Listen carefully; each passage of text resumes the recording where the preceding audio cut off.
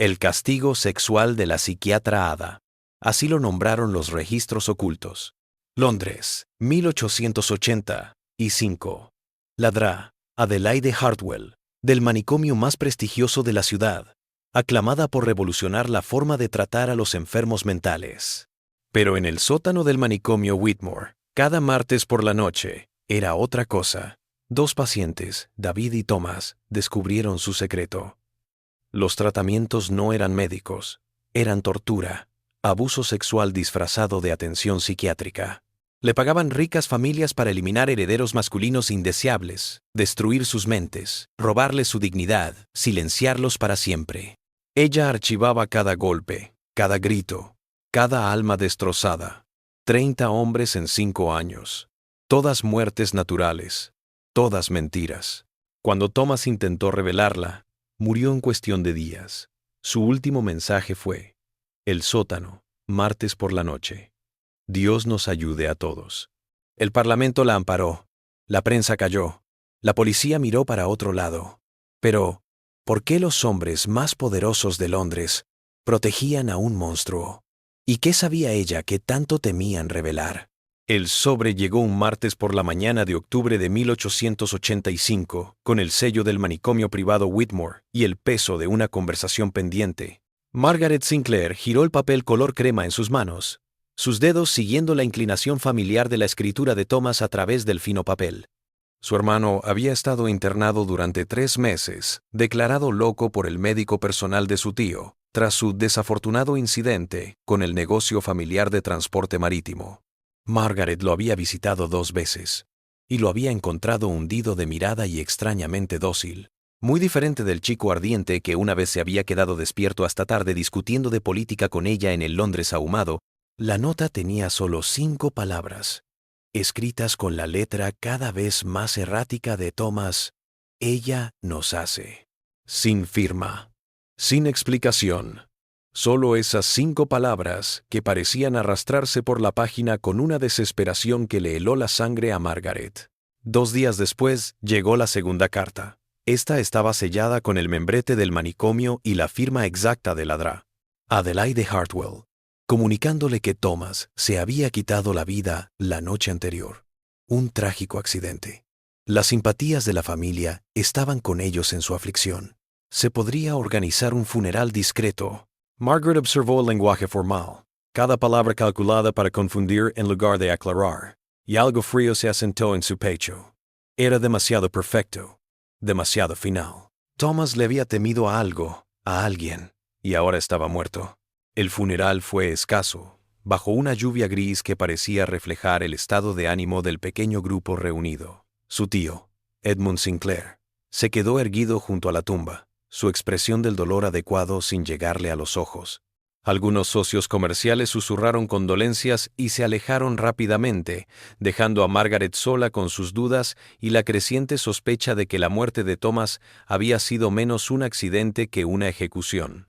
Fue entonces cuando vio la figura rondando cerca de las puertas del cementerio. Un hombre delgado, con un abrigo desgastado, que observaba el proceso con el interés de alguien que tenía mucho en juego. James Crawford apareció una vez que todos se habían ido. Su voz, apenas un susurro mientras miraba por encima del hombro. Había sido paciente en Whitmore, aclaró, aunque había conseguido su partida 6 meses atrás. Thomas había sido su amigo, uno de los pocos hombres allí que aún conservaban lo suficiente de sí mismos para ser amables con un compañero en apuros. Lo que Crawford reveló a Margaret a continuación destrozó todas las ideas preconcebidas que tenía sobre la condición y la muerte de su hermano. Thomas nunca había estado loco. Su tío había organizado su encierro para mantenerla alejada de la exposición de un vasto fraude financiero dentro del imperio naviero familiar, dinero robado a inversores, manifiestos falsificados, sobornos a funcionarios portuarios que habrían arruinado a los Sinclair si se descubría. La Dra. Hartwell había pagado bien para mantener a Thomas en silencio, para destruir su mente tan completamente que, incluso si alguna vez hablara de lo que sabía, nadie creería los delirios de un loco. Pero las acusaciones de Crawford iban más allá de la corrupción financiera. La Dra. Adelaide Hartwell, la reconocida defensora londinense del tratamiento humano de las enfermedades mentales, Había estado realizando en sus pacientes varones lo que ella llamaba intervenciones terapéuticas revolucionarias. Estos tratamientos, dijo Crawford con dificultad, se llevaban a cabo en el sótano del orfanato los martes por la noche, lejos del personal regular y los inspectores que visitaban. Ella elegía varones solitarios a los que sus familias habían abandonado o que no tenían quien preguntase por ellos. Los tratamientos no eran médicos, dijo Crawford, sus manos temblando mientras hablaba. Estaban calculados para destruir todo orgullo y dignidad viril, para convertir a los hombres en seres quebrantados y sumisos que jamás volverían a tener fuerza para desafiar a la autoridad o decir la verdad al poder. Los instintos periodísticos de Margaret se agitaron en medio de su horror. Esto era más que un escándalo familiar. Era maltrato sistemático de los miembros más vulnerables de la sociedad por alguien que se había hecho una reputación por cuidado progresista. Podría escribir un artículo que rindiera homenaje a Thomas y revelara al monstruo que lo había asesinado. La historia sería su dedicatoria a su hermano y su arma contra sus destructores. Se imaginó los titulares, la indignación pública, la justicia rápida que vendría una vez que Londres descubriera lo que estaba ocurriendo tras la respetable fachada de Whitmore. Su confianza duró exactamente 24 horas. Cuando Margaret fue a ver a su editor en el London Investigator con sus primeras pistas, esperaba entusiasmo por una historia tan explosiva. En lugar de eso, se encontró con un hombre que parecía realmente asustado por sus ideas. La Dra. Hartwell no era otra funcionaria corrupta, aclaró con incómoda exactitud. Ella participaba en consejos médicos que asesoraban al Parlamento, había transformado el tratamiento de las enfermedades mentales en todo el Imperio Británico, y tenía entre sus defensores a algunas de las familias más poderosas de Inglaterra. Su obra era tan revolucionaria que oponerse a ella era oponerse al progreso. El periódico no publicaría la historia, dijo, y le instó a Margaret a que dejara de investigar lo que llamó acusaciones sin fundamento contra una respetada miembro de la comunidad médica. Frustrada, pero no derrotada, Margaret decidió recopilar más evidencia antes de contactar a otras publicaciones. Usó sus credenciales de prensa para exigir los registros médicos de Thomas en Whitmore en busca de algo que corroborara el relato de Crawford. Lo que encontró fue más perturbador de lo que imaginaba. El archivo contenía la historia psiquiátrica de un joven que nunca había existido. Un Thomas Sinclair que había mostrado signos de enfermedad mental grave desde la infancia, que había intentado suicidarse en varias ocasiones, que había sido hospitalizado tras atacar a su tío en un ataque de rabia paranoica. Todo estaba elaborado de manera profesional, desde el principio hasta el final, para dar una razón de su encierro y posterior fallecimiento. La escritura era desconocida en todo el documento, la firma falsificada, las fechas alteradas para generar una cronología falsa de deterioro de la salud mental. Pero en el borde de la última página, apenas legible a lápiz, Margaret descubrió algo que le heló la sangre. Con la letra auténtica de Thomas, raspada casi imperceptiblemente en el archivo, estaban las palabras que haunted sus sueños. El sótano, martes por la noche. Dios nos ayude a todos. Su hermano le había dejado un mensaje, una última esperanza de que alguien finalmente comprendiera lo que les había sucedido a él y a los demás hombres que habían desaparecido bajo el cuidado de la Dra. Hartwell. Margaret cerró el expediente y se sentó en la sala de visitas del manicomio entre los sonidos silenciosos del sufrimiento, y comprendió que la muerte de Thomas no era un final, sino un principio. Ya no estaba investigando una historia, estaba heredando una guerra contra una enemiga que ya había matado para proteger sus secretos. Margaret pasó 3 noches en vela planeando su entrada al asilo Whitmore, sabiendo que un enfrentamiento directo no lograría nada más que alertar a la Dra. Hartwell sobre sus sospechas. Se hizo pasar por la señorita Catherine Peyton, una viuda rica que deseaba hacer donaciones filantrópicas a hospitales progresistas. Su papel le obligaba a enterrar cualquier impulso de periodismo honesto, a sonreír educadamente mientras se le helaba la sangre, a sentir agradecido ante novedades que sospechaba que eran encubrimientos para atrocidades inconfesables. Se puso su mejor ropa de día, tomó prestadas joyas a una compañera comprensiva y practicó los gestos de la riqueza heredada hasta lograr representar la generosidad dolorida con convicción. La Dra. Adelaide Hartwell era todo lo que Margaret había esperado y temido.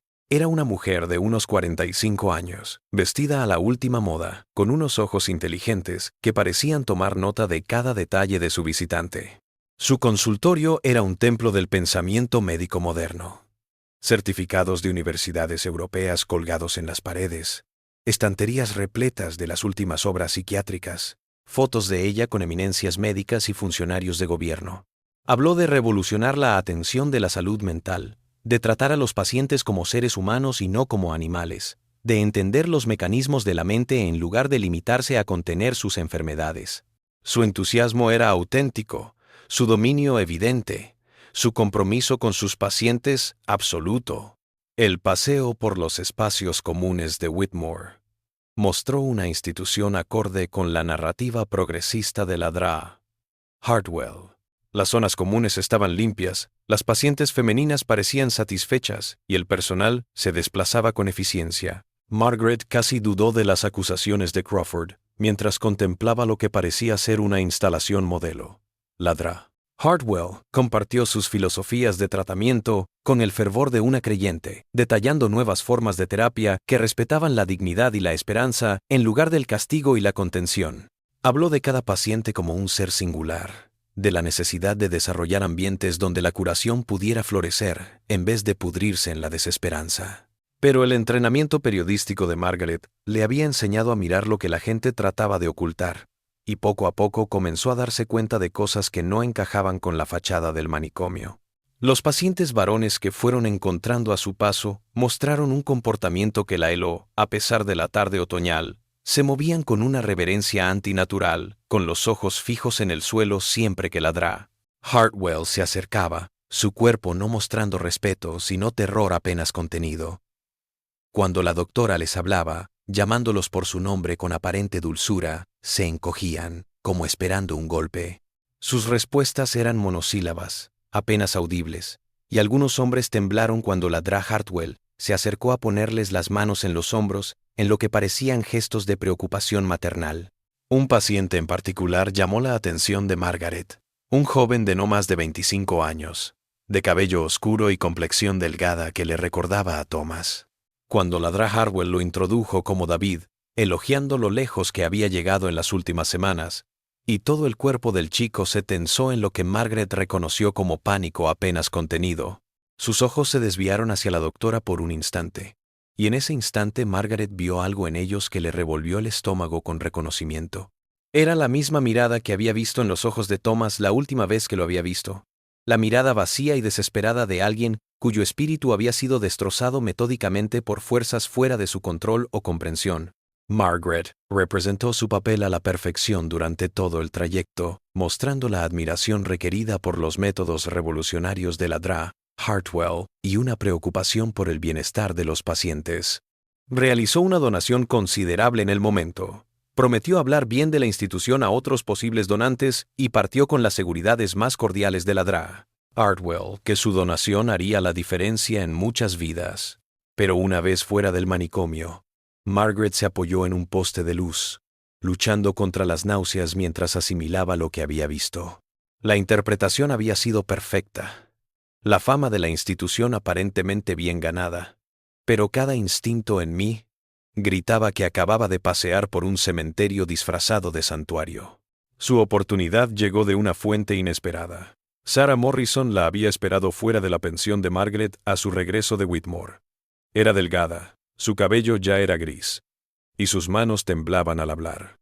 Había sido enfermera en el asilo durante 7 años antes de ser despedida 6 meses atrás, por lo que los registros oficiales llamaron insubordinación y robo. La verdad, dijo Sarah en un susurro, era que ya no podía guardar silencio sobre lo que veía en sus noches de trabajo. Había tratado de registrar el maltrato, había tratado de alertar a la junta directiva del hospicio, incluso había escrito a las autoridades médicas de Londres.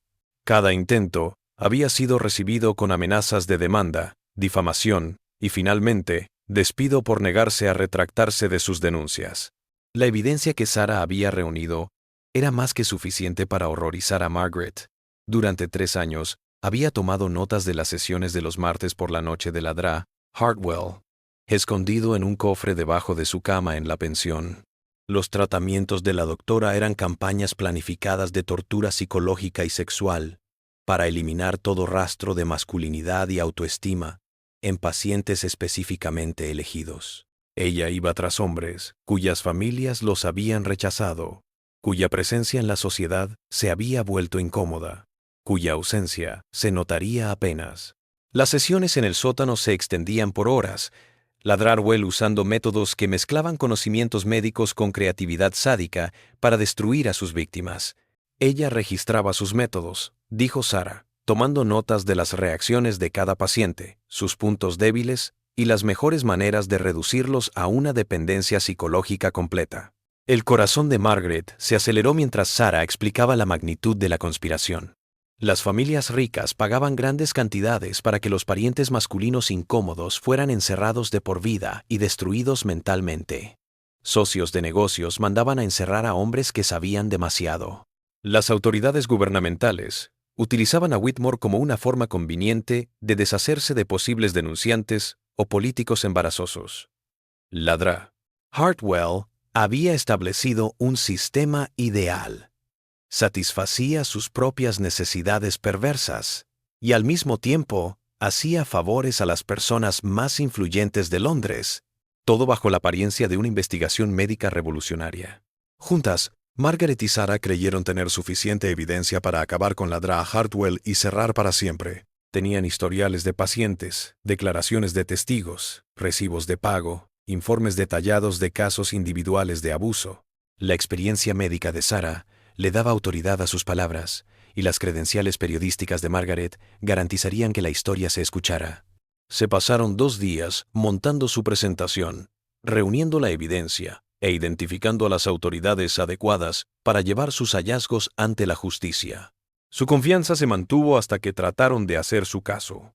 Ladra Hartwell no solo había anticipado su participación, sino que había preparado contramedidas con una eficiencia aterradora. Sarah fue arrestada horas después de conocer a un detective de policía por el robo de suministros médicos y falsificación de documentos. La evidencia en su contra era falsa pero convincente, apoyada por el testimonio de empleados actuales de Whitmore, que juraron haberla visto robando medicamentos y falsificando registros de pacientes.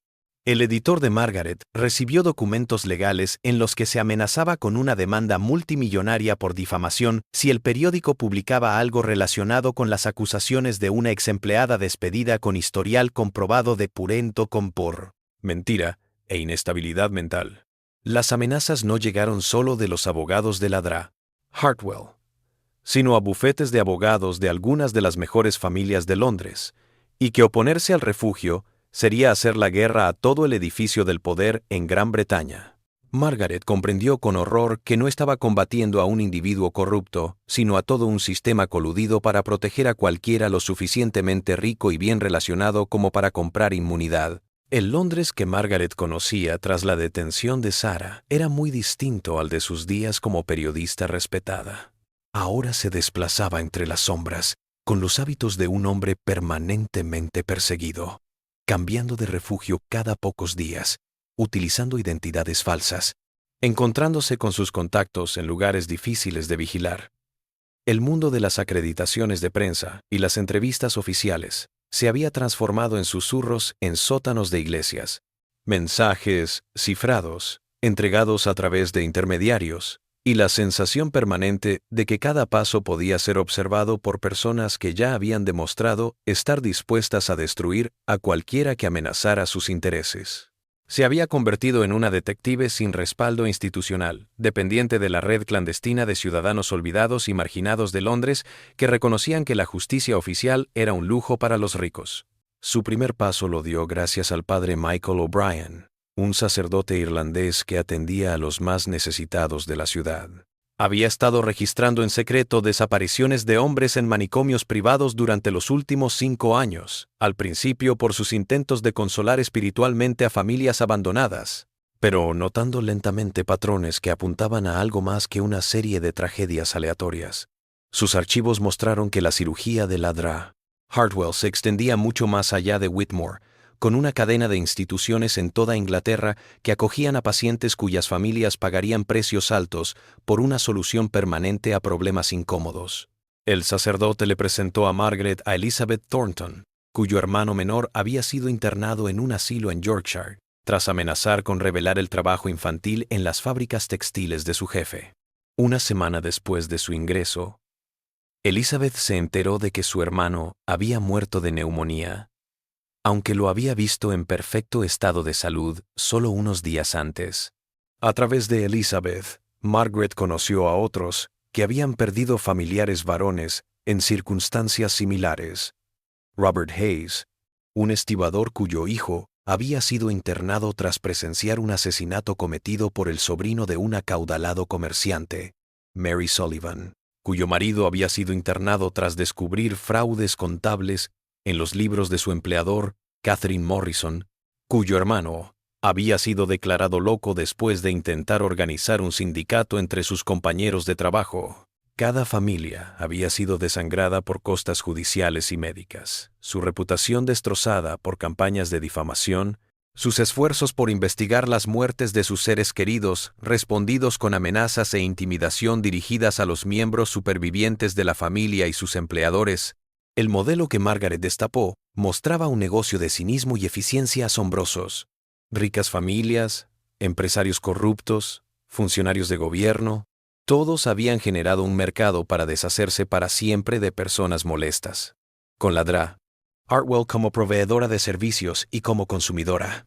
Ella cobraba altas sumas por atender a pacientes cuyas vidas en peligro ponían en riesgo a gente poderosa, a la vez que satisfacía sus propias necesidades psicológicas, destruyendo a estos hombres en meros caparazones de lo que habían sido. Las sesiones en el sótano eran a la vez producto y salario. Ella proporcionaba la devastación psicológica que sus clientes anhelaban, al tiempo que saciaba sus propias tendencias sádicas. Todo ello, amparado por la autoridad médica y la respetabilidad social. La búsqueda de Margaret se volvió más apremiante cuando se enteró de que David Shen, el joven paciente que había visto en el manicomio, había logrado sacar de contrabando una nota de auxilio a través de un trabajador de la cocina compasivo. La nota, escondida en su ropa, revelaba los horrores de las terapias de los martes por la noche e identificaba a otros pacientes actuales que estaban sufriendo abusos similares. Con la ayuda de sus contactos, Margaret organizó la fuga de David aprovechando una distracción que les permitió escapar de los jardines del manicomio durante su hora de ejercicio supervisado. Durante 3 días, David se quedó en una casa de seguridad organizada por el padre O'Brien, dando un testimonio que confirmó los temores de Margaret sobre la magnitud de los crímenes de la Dra. Hartwell. El cuento de David sobre las sesiones en el sótano fue más aterrador de lo que Margaret podía imaginar. La Dra. Hartwell había creado lo que él llamaba protocolos terapéuticos para destruir sistemáticamente la masculinidad a través de una combinación de manipulación psicológica, humillación sexual y experimentación médica. Registraba con exactitud científica las reacciones de cada paciente, elaborando fichas donde se detallaba su deterioro psicológico y las mejores formas de doblegar por completo su voluntad. A las sesiones asistían patrocinadores ricos que pagaban más para ver o participar en la destrucción de hombres que ellos mismos habían internado. La Dra. Hartwell trataba estas reuniones como consultas médicas y sociales, sirviendo refrigerios mientras explicaba sus métodos a una audiencia que incluía médicos locales, funcionarios del gobierno y empresarios que tenían un interés personal o profesional en sus técnicas. La evidencia que David aportó consistía en la descripción del estudio privado de la Dra. Hartwell, en el que archivaba con diligencia cada caso que había tratado, cada técnica que había utilizado, cada patrocinador que le había requerido sus servicios.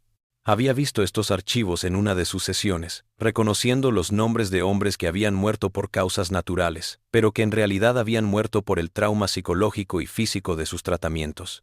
El informe incluía también cartas a otras instituciones de todo el Imperio Británico, lo que indica que los métodos de la Dra. Hartwell se estaban reproduciendo en instituciones desde Irlanda hasta la India, tejiendo una red global de abuso disfrazado de atención médica de vanguardia. Margaret sintió un destello de esperanza mientras compilaba esta evidencia.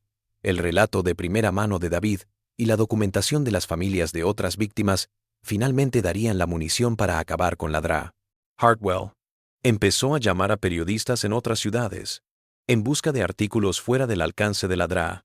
Hartwell, mientras tanto, iba montando presentaciones tanto para autoridades médicas como para funcionarios gubernamentales que pudieran tomar medidas ante evidencia tan condenatoria. Por primera vez, desde que había empezado su búsqueda, Margaret se permitió pensar que la muerte de Thomas podría ser vengada y que los hombres que permanecían en Whitmore podrían salvarse de más torturas. Su optimismo fue fatalmente prematuro. Una semana después de la huida de David, el mundo de Margaret se desmoronó con una precisión calculada que revelaba la extensión del control de la DRA. Hartwell, su arrendatario, recibió avisos legales acusando a Margaret de criminal y la desalojó inmediatamente. Sus últimos contactos periodísticos comenzaron a colgarle el teléfono o a decir que nunca habían oído hablar de ella, dando a entender que alguien se había movido para aislarla por completo. Le llegaron cartas anónimas a su alojamiento temporal, explicando gráficamente lo que le ocurriría si seguía investigando, al tiempo que mostraban un conocimiento de sus movimientos diarios que demostraban que estaba siendo vigilado. El último golpe se produjo cuando David Chen fue descubierto y devuelto a Whitmore, a pesar de los esfuerzos de Margaret y sus compañeros para mantenerlo oculto. Alguien en su red lo había delatado, aunque no sabía si por dinero, amenazas o infiltración. La recaptura de David fue noticia en los periódicos como la recuperación de un enfermo mental que había escapado de su centro de tratamiento con la DRA. Hartwell citada diciendo que estaba preocupada por su bienestar y agradecida por los ciudadanos preocupados que habían denunciado su ubicación. 5 días después, los mismos periódicos publicaron una pequeña nota sobre la muerte de David Chen por complicaciones de su enfermedad mental con la DRA. Hartwell presentando sus condolencias a la familia y lamentando la pérdida de un paciente tan prometedor ante los males de la enfermedad mental. Margaret supo con certeza que David había sido asesinado, silenciado antes de que pudiera contarle a la policía que pudiera hacer algo al respecto, y que su muerte era un castigo por huir y una advertencia para cualquiera que pensara en hacer lo mismo. Margaret se despertó una mañana de noviembre empapada por la lluvia para encontrar a 2 policías en la puerta de su pensión con sus papeles sellados por el Tribunal de Magistrados de Westminster y la firma de la DRA. Adelaide Hartwell. La orden lo declaraba mentalmente incompetente y peligroso para sí mismo y para los demás, por su comportamiento errático reciente. Las denuncias falsas que había hecho contra ciudadanos respetados y el testimonio de médicos que lo habían visto deteriorarse, el idioma era el de los documentos falsos para Thomas, y Margaret reconoció con certeza enfermiza que la DRA. Hartwell había dominado el arte de manipular los sistemas legales y médicos para deshacerse de cualquier amenaza a su operación. Sus escasas pertenencias restantes fueron confiscadas como evidencia de su locura, sus cuadernos de investigación descartados como los delirios paranoides de una mente destrozada por la muerte de su hermano, su correspondencia con las familias de las víctimas etiquetada como acoso a ciudadanos en duelo, sus intentos de denunciar la corrupción institucional tachados de fantasías de un hombre que había perdido el contacto con la realidad tras la muerte de su hermano.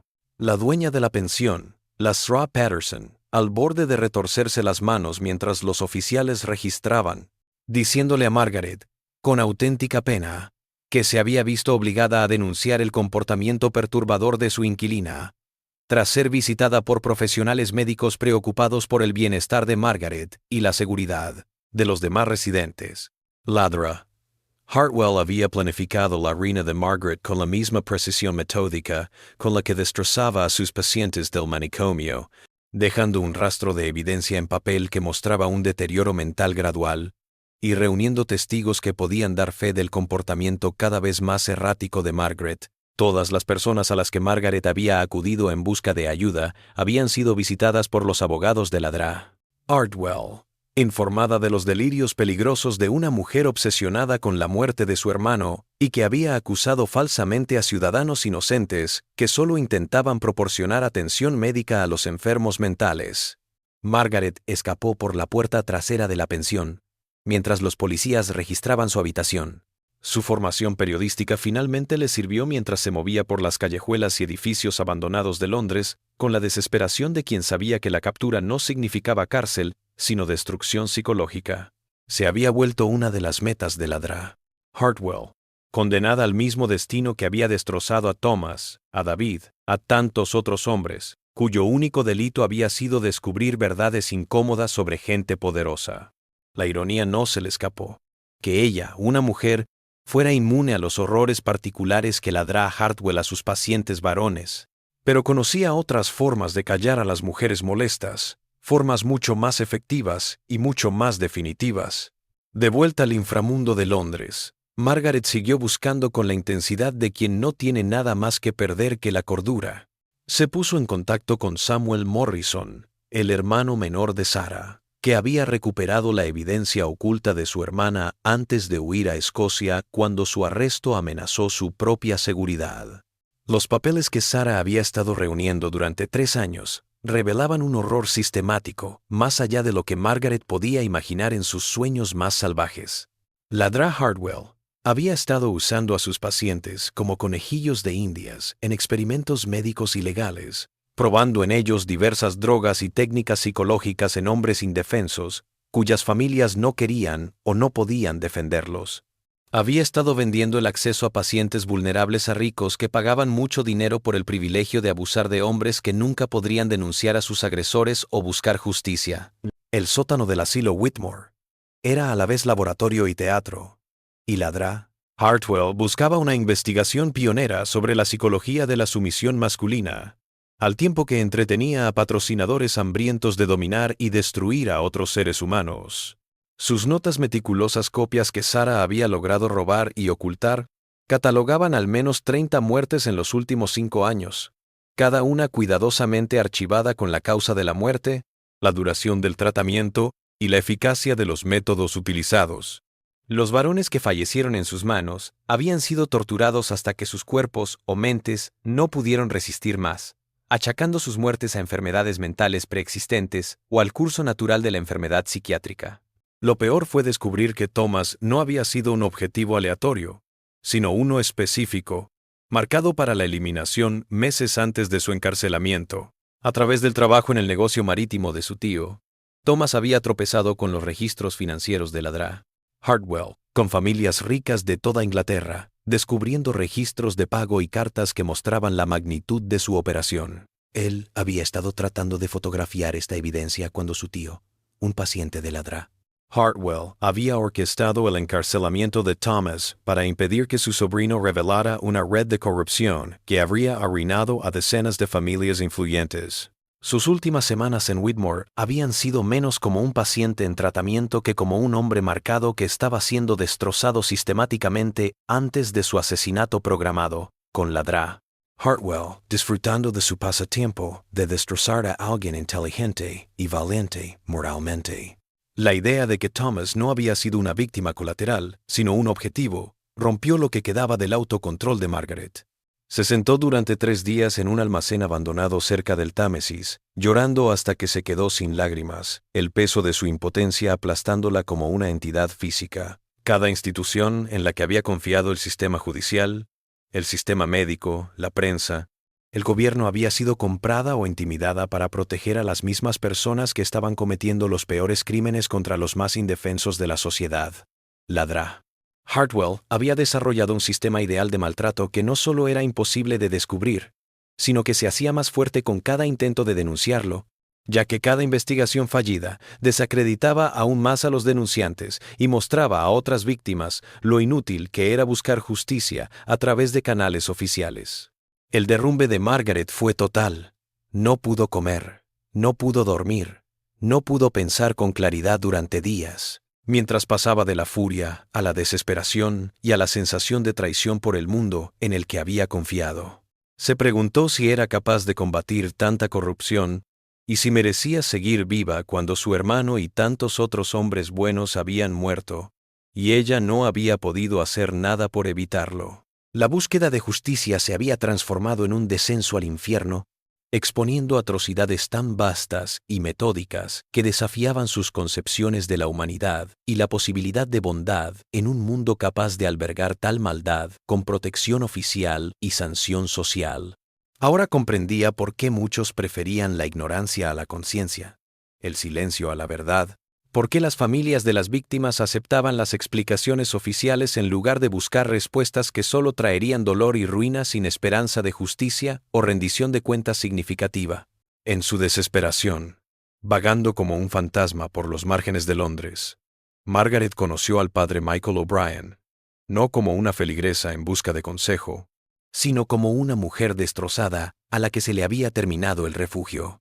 Se había refugiado en la cripta bajo la iglesia de San Bartolomé, durante una tormenta de diciembre especialmente intensa, esperando encontrar solo piedra fría y un respiro temporal de la lluvia que había calado su abrigo desgastado.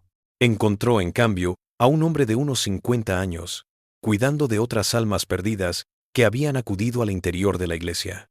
Antiguos internos del manicomio, criados despedidos, familias destrozadas que habían descubierto que la caridad de la sociedad llegaba hasta donde llegaba su comodidad con las realidades desagradables. El padre O'Brien no la interrogó. Solo le proporcionó sopa caliente y un lugar para descansar sin temor a ser descubierta. Pero sus ojos tenían el conocimiento de alguien que había visto viajes parecidos hacia la noche, y sabía que la sanación necesitaba más que rezos y palabras vacías. Durante semanas, mientras Margaret recuperaba lentamente su fuerza y comenzaba a hablar sobre lo que había descubierto, el padre O'Brien compartió su propia comprensión de las fuerzas contra las que había estado luchando.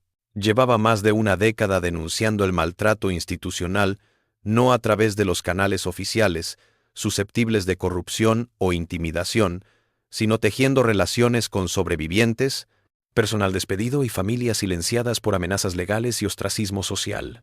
Sus archivos mostraron que la cirugía de la Dra. Hartwell era solo una pieza de un mecanismo más amplio para deshacerse de personas molestas y obtener ganancias para los que podían pagarlo.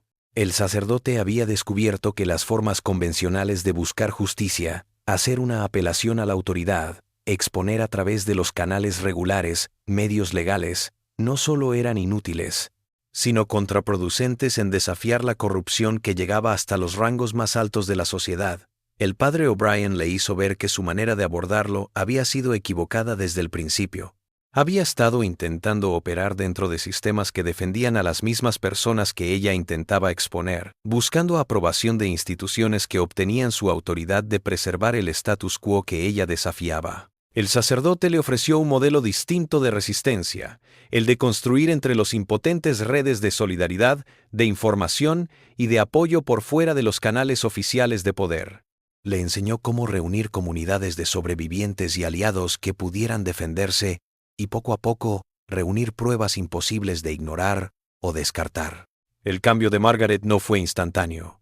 Se fue desarrollando a medida que trabajaba con la red de trabajadores de asilo despedidos, familiares de víctimas y marginados sociales que el padre O'Brien había estado reuniendo en secreto durante años. Aprendió a razonar como una organizadora, no como una periodista, a construir poder colectivo en vez de credibilidad individual, a desarrollar sistemas que pudieran perdurar más allá de la pérdida de cualquier persona. Colaborando con Samuel Morrison, Elizabeth Thornton y docenas de otros aliados que habían sido tocados por la red de la Dra. Hartwell, Margaret empezó a organizar una campaña de revelación demasiado grande y bien organizada para ser sofocada por los medios habituales de intimidación y amenazas legales. La oportunidad se presentó cuando la Dra. Hartwell organizó una conferencia médica de alto nivel en el Royal College of Physicians para hablar de sus últimos descubrimientos en tratamientos psiquiátricos. La reunión atraería a los mejores médicos de todo el Imperio Británico, lo que la convertiría en el blanco ideal para una exposición sincronizada que llegaría a personas fuera del círculo de la Dra. Hartwell. Margaret y sus compañeros estuvieron 3 meses compilando paquetes de pruebas para enviar al mismo tiempo a periódicos extranjeros, líderes religiosos, autoridades médicas extranjeras y grupos de reforma independientes del control institucional británico. También coordinaron para que los sobrevivientes declararan simultáneamente a varias fuentes, imposibilitando que la red de la Dra. Hartwell había logrado silenciar o desacreditar a todos los testigos antes de que sus relatos salieran a la luz. La puesta en marcha de su plan exigió una sincronización y una coordinación que pusieron a prueba todas las habilidades que Margaret había afinado como periodista y organizadora. Mientras Hartwell hablaba ante una multitud de médicos sobre sus revolucionarios métodos curativos, la red de Margaret estaba mostrando pruebas de sus delitos a decenas de organizaciones y periódicos de toda Europa y América.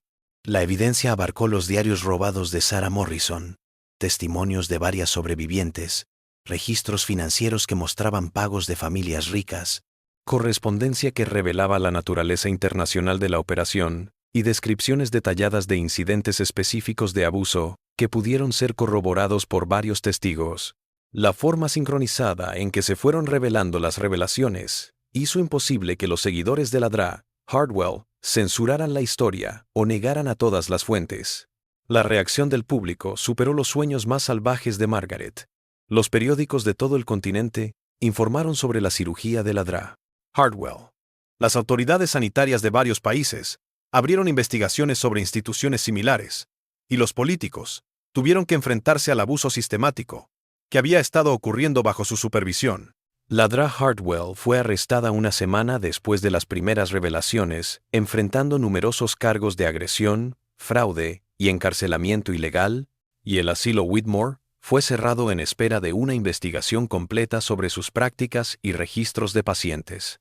Pero la victoria de Margaret fue amarga. Observó cómo varios de los principales facilitadores de la DRA, los Hardwell, huían a sus posesiones en el extranjero o usaban sus contactos políticos para evitar ser juzgados, dejándola con la certeza de que la cabeza de la red había sobrevivido, incluso cuando sus partes más visibles habían sido destruidas. La investigación le había costado a Margaret todo lo que una vez apreció: su carrera, su salud, sus posibilidades de una vida normal, su fe en las instituciones que una vez sirvió. Abandonó la contienda debilitada físicamente por meses de tensión y privación, psicológicamente traumatizada por los horrores que había presenciado y registrado, y socialmente aislada de la sociedad respetable que había rechazado sus esfuerzos por revelar verdades incómodas. Pero había hecho lo imposible cuando recibió la carta desesperada de Thomas. Le había dado voz a los abusados sin voz del sistema y había forjado un camino para desafiar la corrupción más allá del alcance de la autoridad establecida. Un año después de la detención de la DRA Hardwell, Margaret estaba en el jardín conmemorativo que se había erigido donde había estado el sótano del asilo Whitmore. El lugar estaba ahora repleto de plantas floridas y lápidas de piedra, con los nombres de los 30 hombres que habían perecido bajo el cuidado de la DRA Hardwell, incluido Thomas Sinclair, cuya lápida decía que murió revelando la corrupción institucional. Margaret lo visitaba con frecuencia no solo para rendir homenaje a su hermano, sino para recordarse a sí misma el precio del silencio y la necesidad de continuar luchando por la justicia, incluso cuando la derrota parecía inevitable. Había establecido un pequeño periódico de denuncia institucional, financiado por donaciones de sobrevivientes y grupos reformistas, y que trabajaba desde una pequeña oficina que funcionaba como sala de redacción y refugio seguro para quienes buscaban desafiar a las autoridades corruptas. Margaret llevaba sobre sus hombros lo que había presenciado, lo que había descubierto en su investigación, sabiendo que solo habían arañado la superficie del abuso sistemático que prosperaba en las sombras. Pero le había dado una razón para continuar hablando por los que habían sido silenciados por el poder y el privilegio. Su labor no devolvería la vida a los muertos, ni sanaría por completo las heridas de la corrupción institucional, pero demostraba que incluso los más vulnerables podían desafiar a los sistemas más arraigados de abuso si encontraban el coraje de hablar y la sabiduría de unirse en lugar de luchar solos.